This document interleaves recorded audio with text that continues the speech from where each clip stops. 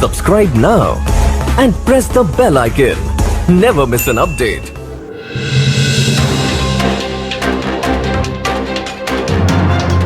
नमस्कार, मैं हूं आदित्य घाटगे और आप देख रहे हैं न्यूज़ हसल इंडिया। राजधानी दिल्ली से सटे गाजियाबाद में एक केमिकल फैक्ट्री में भीषण आग लग गई। आग लगने से फैक्ट्री में रखा लाखों का सामान जलकर खाक हो गया। बताया जा रहा है कि फैक्ट्री के अंदर रखे थिनर की वजह से आग बेकाबू हो गई और अभी तक इस पर काबू नहीं पाया जा सका है। महाराष्ट्र के मुख्यमंत्री उद्धव ठाकरे ने कहा कि कोरोना वायरस से लड़ने में वैसे तो कामयाबी मिल रही है, लेकिन अभी तक संकट खत्म नहीं हुआ है। उन्होंने कहा कि नियमों का पालन करने और दोबारा लॉकडाउन ना करना पड़े, यह सुनिश्चित करने की अपील की है।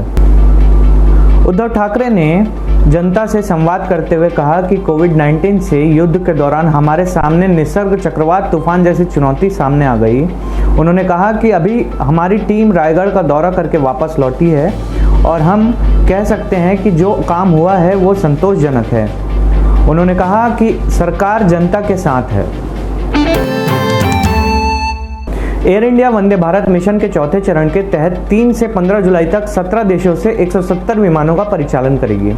सरकार ने विदेशों में फंसे भारतीयों की वापसी के लिए 6 मई को इस मिशन की शुरुआत की थी। वैसे भारत में अंतर्राष्ट्रीय यात्री उड़ान सेवा कोरोना वायरस संक्रमण के कारण 23 मार्च से निलंबित है।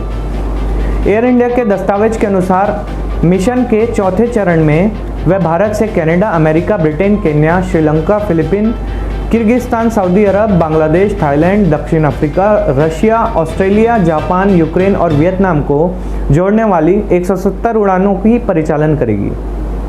केंद्रीय मंत्री अमित शाह ने रविवार को एक इंटरव्यू में कहा कि दिल्ली के लोगों को डरने की जरूरत नहीं है। अभी दिल्ली में कोरोना का कम्युनिटी स्प्रेड शुरू नहीं हुआ है। स्थिति अभी पूरी तरह नियंत्रण में है। क्या दिल्ली में कोरोना वायरस का कम्युनिटी स्प्रेड शुरू हो गया था?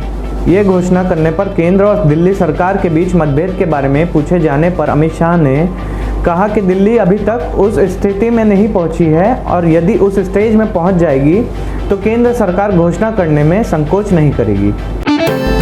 चीन की हरकतों के कारण सीमा विवाद खत्म होने का नाम नहीं ले रही है। अब लाइन ऑफ एक्चुअल कंट्रोल पर उसके लड़ाकू विमान और हेलीकॉप्टर मंडरा रहे हैं। चीन की यह गतिविधियां LAC के 10 किलोमीटर के एरिया में जारी है। ऐसे में भारत ने भी पीपल्स लिबरेशन आर्मी को उसी की भाषा में जवाब देने की तैयारी कर ली है। सैन्य सूत्रों ने न्यूज़ एजेंसी को बताया कि LAC पर चीन के लड़ाकू विमान और हेलीकॉप्टर पर नजर रखने के लिए सेना ने पूर्वी लद्दाख में Akash advance air defence missile system तैनात कर दिया है। अधिक जानकारी के लिए देखते रहिए न्यूज़ हसल इंडिया। धन्यवाद। Subscribe now and press the bell icon. Never miss an update.